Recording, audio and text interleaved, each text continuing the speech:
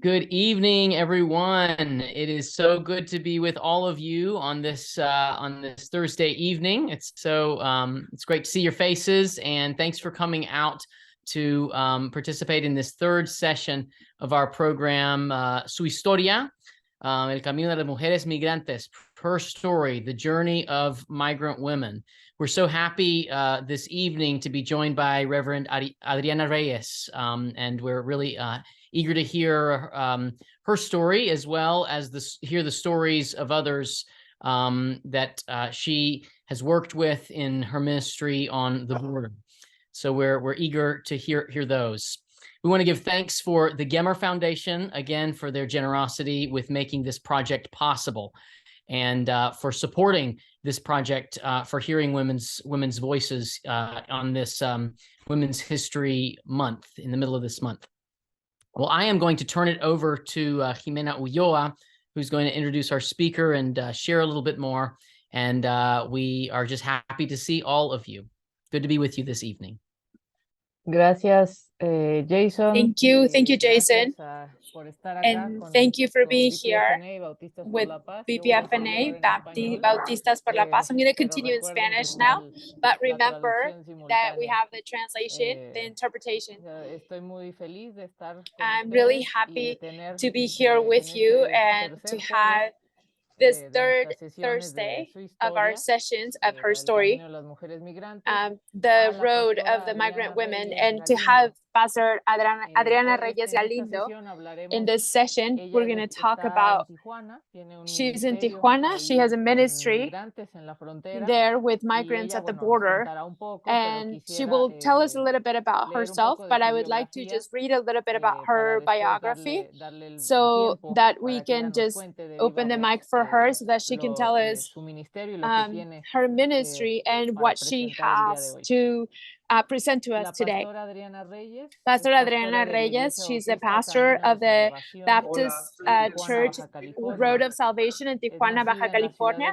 She was born in Mexico City, but for a long time, the border city, where together with her husband, they started a ministry with her church 30 years ago. She has a degree in primary education, and she's currently going through theological studies in Latin American ministries in the seminar in Philadelphia, Pennsylvania, seminar Palmer. In October, with the arrival of different groups of people that came from Haiti, they decided to open the churches of their church, Road to Salvation, and give housing and food and be an oasis for the migrant people who would need it. Nowadays, it received over 5,000 guests. And so we are very happy to have her and listen to her in this session. Remember that this session is going to be in Spanish, so you can leave your interpretation on. And remember, in the chat, you can write comments and questions, because at the end, we're going to have a time to be able to have a conversation with Pastor Adriana. So without further ado, and we welcome Pastor Adriana Reyes, and please. Thank you very much. Thank you for the invitation that you are giving me, and I'm really happy to make known what we are doing as a church here in Tijuana. Here it's just 4 p.m. We only have an hour difference with the rest of the country. But so the sun is up, but still cold with this different climate weather that we have. I'm glad to be here with you and to participate in this conference, this conversation of what we can do within a church. And as part of a border town, we know that there are a lot of migrants. I used to say, you know, the borders is what migrants go through. But in the last few years, we've realized that in any city, you're going to find migrants, or there are migrants like us, because sometimes we're not from a city, we don't come from a city. So Every city has migrants, and right now they're focused, or a lot of them are gathered around the borders. And so this time we're going to talk to you about Tijuana, Baja California. So Jimena's going to share screen.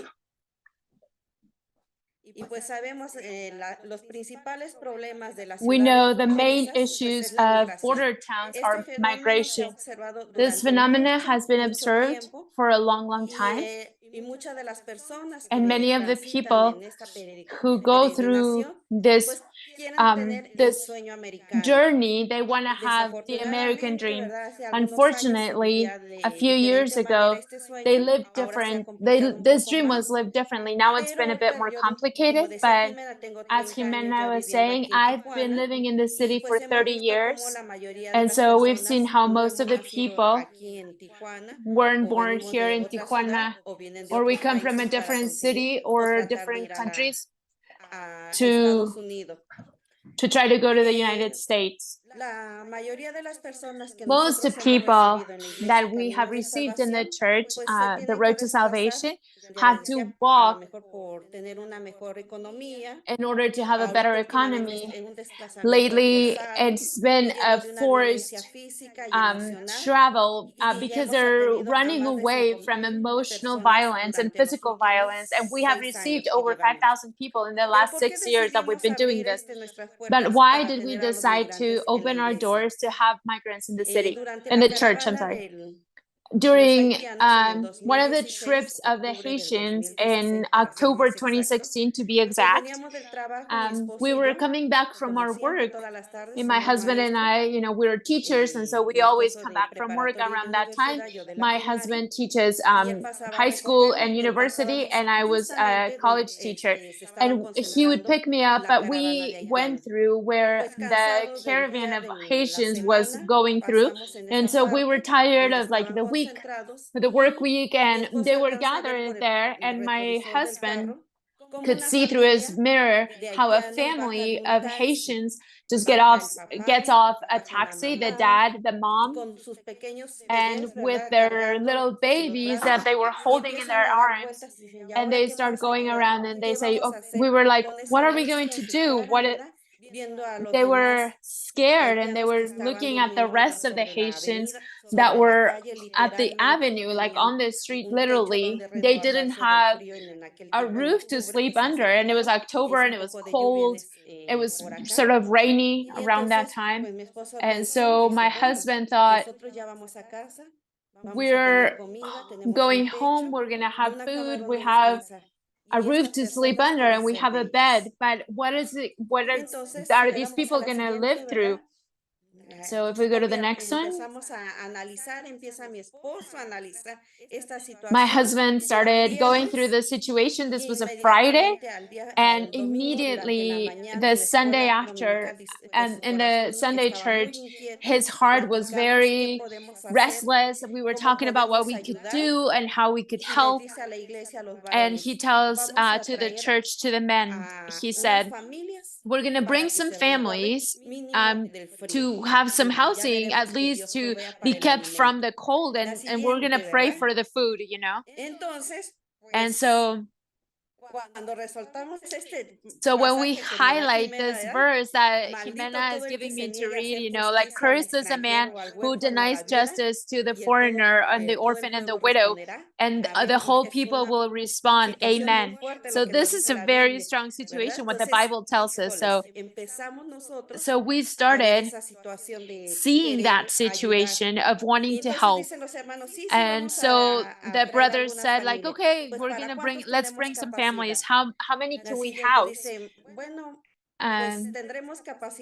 Well, we can house around maybe 15 people to start, and to be able to give them a roof to sleep under. Okay, and so we went to migration,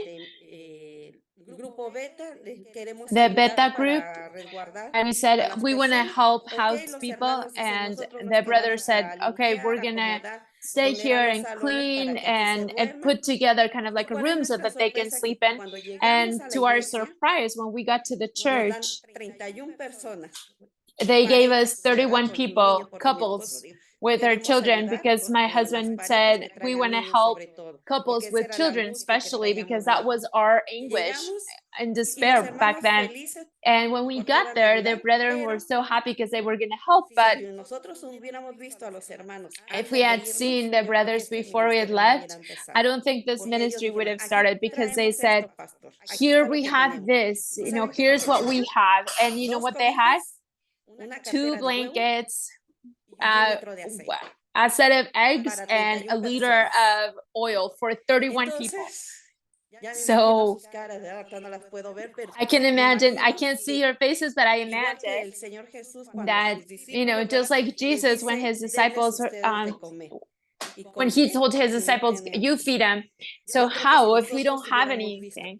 So I think if we had seen that before we went to get with our guests, because that's what we want to call them. We don't want to call them any other way, that we wanted to embrace them in our own congregation. We wouldn't have gone, because we would have said, like, it's not enough. But so here we see how some Haitian women are happy, because in the cars that we were able to get, and we went to get, and we also had a truck from the Beta group that helped us get the people to our church, our downtown church. We are in the east side, so it's like 45 minutes away from the downtown area. So next slide, please. You can see there.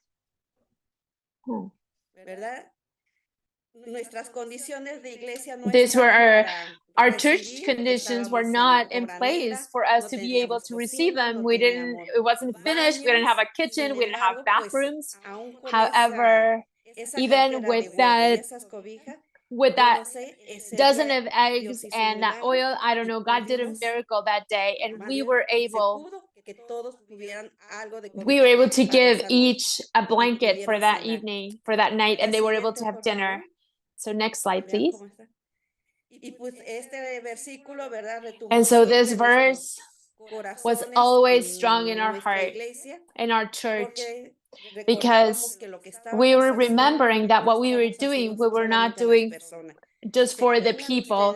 It says, you come who are blessed from my Father, inherit the kingdom that is prepared for you from the creation of the world, because I was hungry and you fed me. I was thirsty and you gave me water to drink. I was a foreigner and you invited me to your home. I was naked and you gave me clothes. I was sick and you took care of me. I was in prison and you visited me. But to highlight those words, I was a foreigner and you invited me to your home. That is something that's always been strong, pounding in our hearts to go forward. Next slide, please. So the condition was that we had families, the people who had kids, and many times we say, like, oh, maybe the moms don't care for their kids, and look at them, like, those kids don't eat, they don't attend to them. However, the sisters in the church and the church seeing for the children were feeding the kids here, and God started providing for each of the needs. And we know that children, sometimes women say they're just so worried about the problem and the situation of what their next step is going to be, and sometimes we didn't want to worry them all the more, or to emphasize oh, you have to go after your kids. But we first wanted to embrace them and to see how they were doing emotionally, and giving them time to reflect, so that then we could help them. But in the meantime, the sisters that were supporting there as volunteers in the shelter, they were helping take care of the kids. So next slide. It's again a verse, the king will say, I tell you the truth, because you did those things to the least of these, my brothers, you did that to me. And we know that people are not insignificant to God. People are significant both to God and to us. And so as we are doing it, we are also doing it to God. So next slide, please. So we started hearing each of their stories. Sorry. some horror stories that they started to experience when they started trusting us more. They started telling us more about these things. And so the families and the church, both brothers and sisters, we started helping them out better and providing for them, especially food, because that was the necessary thing, and food that was according to what Haitians ate, which a lot of things we could think, like for example in Tijuana we eat burritos. It's like a flour tortilla with some food inside. That's a typical breakfast for us, but they don't eat flour tortillas. So some of them were like, oh, well, if they're hungry, they're going to eat it. But we started seeing what they needed according to their food habits, so that we could feed them that as part of the menu of the church. So in one of these stories, while they go through migration, Haitians suffered a lot. They had to go through 7 or 8 countries to come to our border. So the hardest ones, as they told us, was to go through the Daddy jungle that is between Colombia and Panama. And this road, there are poisonous plants and wild animals, and they have to go in groups so that they can cross. However, sometimes there are people who go through it by themselves, and that's really hard. They said they found dead bodies of people there who died along the road, weren't able to continue on, and some of them were torn apart by the animals, or they ate some of the poisonous plants. So a lot of people who came to our shelter were infected, like their legs or arms were infected. And because when they went through this place, they got sick. And so we had to help them with that as well. And as I was telling you, there was this lady that came with a girl, because when they came to this part of the jungle, this girl was there by herself. There were no adults. She was looking for the parents, and she said, well, maybe by the time I get to Guatemala, I can find her parents. And she asked around, because a girl was all by herself and she was crying without any adults in the jungle, and she couldn't find anybody. So she just brought her at that time. And back then they didn't need documentation. They were just like walking around. And she came all the way to our border, to Tijuana, the home, without knowing who this girl was. I don't know what else happened, but she took her across as her daughter. So I know this lady has a great heart, because you could tell she's a really nice lady that wasn't going to hurt her, but she always told the truth, and she was trying to find who her family was, who the kid's family was, but she couldn't find her as far as we could tell. So this person that in the midst of her migration did an act of kindness also helps us reflect on these things. We are not going through their hardships, and we can do more acts of kindness with the people who are around us. That's why, again, the Lord will tell, because you did it to the least of these kids, you are doing it unto me. So during this time, the church was strengthened in the service to help all the migrants. We also have the blessing, we had the blessing of this young man who would compose music for God, and he was able to compose one for us.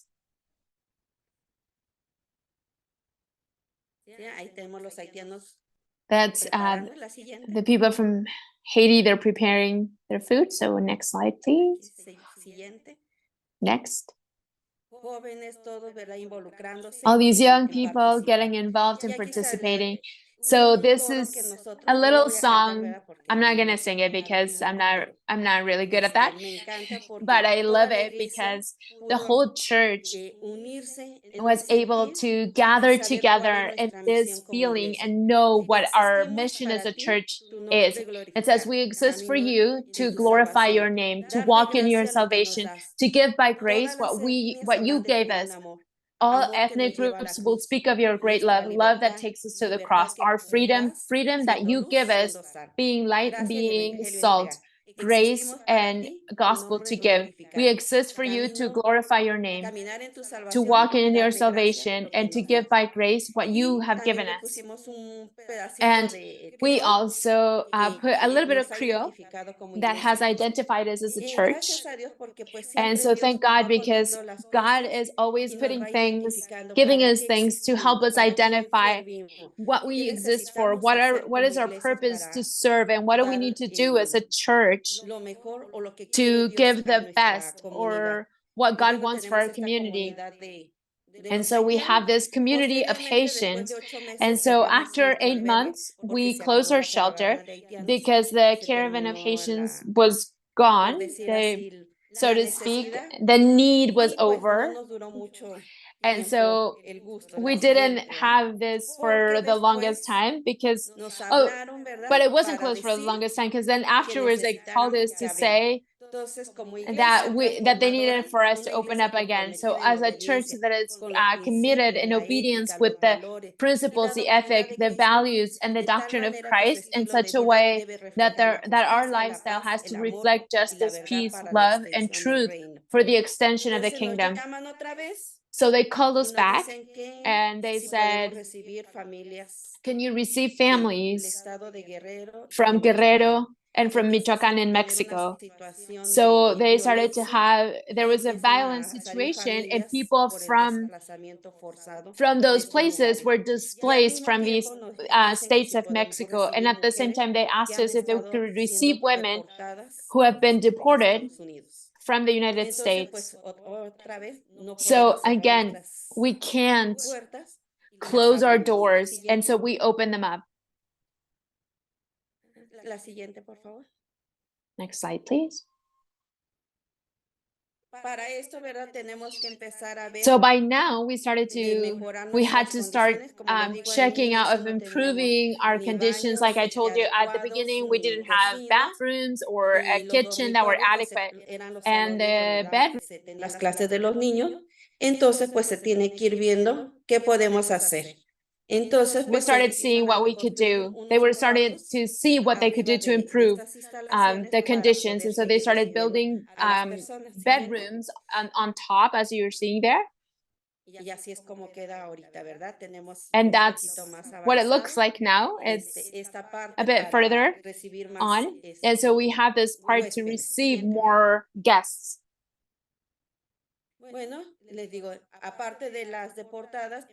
So also, as I was telling you, besides the deported ones, we started to see the caravans from Central America, like from Nicaragua, Venezuela, El Salvador, Guatemala, Belize, Honduras, many people that were also people who were deported. And like that little kid that we see there, his name is Moy. That's a long time ago. This is like 3 years ago, so he's older now.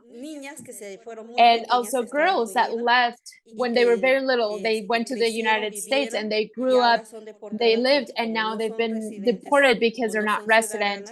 They don't have a citizenship. They left illegally, so they've been deported.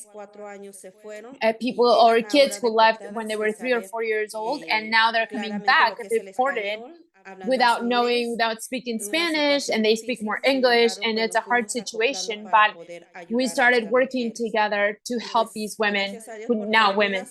And thank God, because some of them had to leave their children behind back in the US. And that's the worst sadness for a mother. So here we saw them suffer and cry because they were saying, like, when are we going to see our kids again? And time has gone by and they haven't been able to meet again. So we have to see this part that sometimes we'd like to help, but we can't do everything. So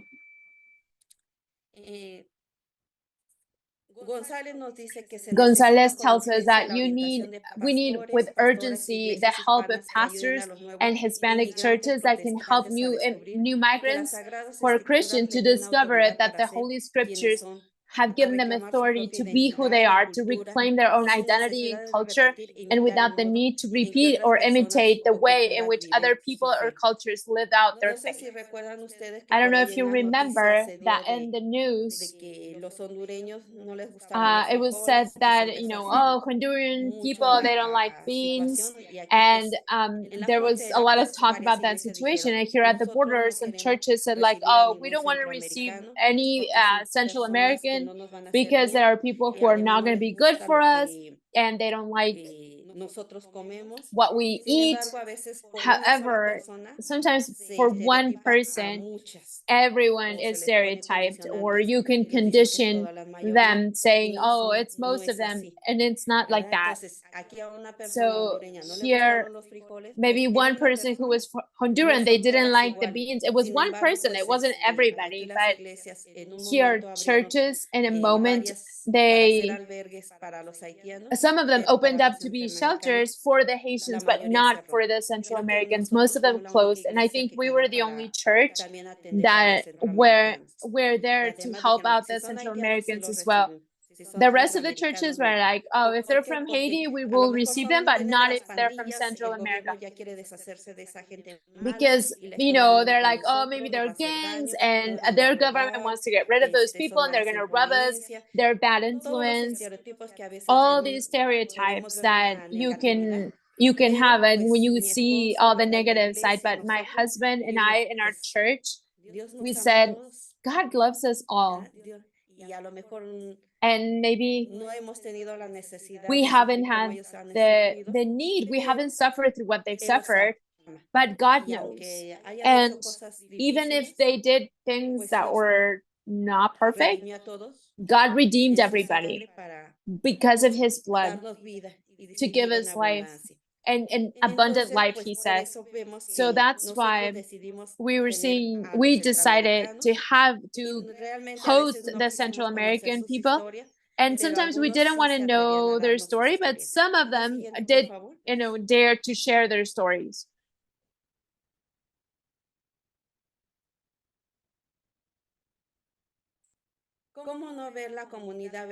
How not to see community, how not to say, look at that little girl, the Guatemalan, and the people from El Salvador. During the pandemic, we didn't close our shelter. We were open. We did send all the churches to their homes and the volunteers to stay safe. There were only 4 of us helping out at the shelter. And so we said the shelter will not be closed because otherwise, where would these people sleep? And so with all the health measures, we were able to keep the shelter open. Obviously, the people wouldn't leave. They would just stay there except for urgencies or emergencies. If they had to go get money, or, if somebody sent money to them, it was that they would go out for. But other than that, they had food and doctors that would go help them out if they needed anything. But what did happen here in the shelter is we had a chicken pox. Some of the little kids did get sick. They got chicken pox, but we kept going. But I love this little girl. Do you see her? And she has her Guatemalan typical dress. And some of these stories always leave an impact on us. So next slide, please. Here's part of the team of the volunteers that were added after the pandemic. These sisters, they're always present to help our guests. Next slide. And part of the team here. Next. And this is one of the last pictures that we've taken in this shelter. These are people from our country and also some Central American people. And we've had Haitians. We've also had Russians and people from Angola and different places. And in this last part, I want to tell you another story of the women who came to our shelter. She's from Veracruz. in Mexico. I'm going to call her Dulce. This girl, she was 17 years old. She already had a 3-year-old. And she had a partner who's from Haiti, a guy who she met in Veracruz, and they decided to come.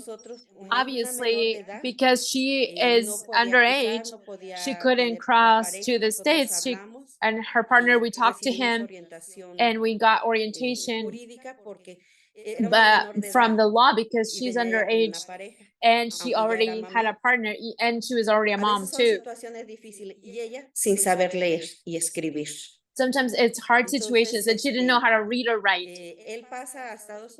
So he crossed to the States. She stayed at the shelter. And they said, well, she has to go to like the government and go back to as an orphan. But if that happened, they were going to give her back to Veracruz. And she was only 2 weeks away from turning 18. And while she was with us, they gave us green light that she could stay with us and stay at the shelter until she was 18. And as the weeks went by, the other women in the shelter started to teach her to read and write. And when she turned 18, the next week she was able to cross to the States. And now she writes me and she says that she's studying, she's learning, and she's going to church. I hope it's true, but thank God for that.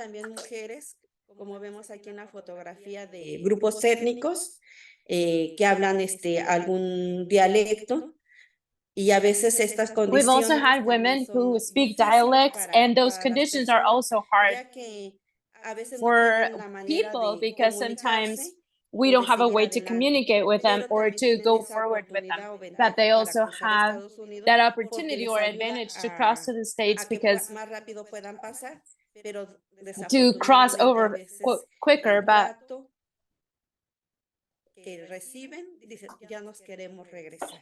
unfortunately, because of the treatment they get, they say, oh, we want to go back. So all of these are situations of displacement. They try to find a better future, but unfortunately, there are a lot of hindrances that go through their life. And what we as a church want to do is that while they're in the shelter, that would be an oasis, that it can be a place for them to feel comfortable so that they can continue on their pilgrimage. Sometimes we'd like to do more, but it's hard because we also have limitations as a church. But we're on the road. We've continued on. You saw the dining room, and that's part of our church. We make our church into a soup kitchen to help the migrants. So here we have Haitians and Central Americans. Next picture.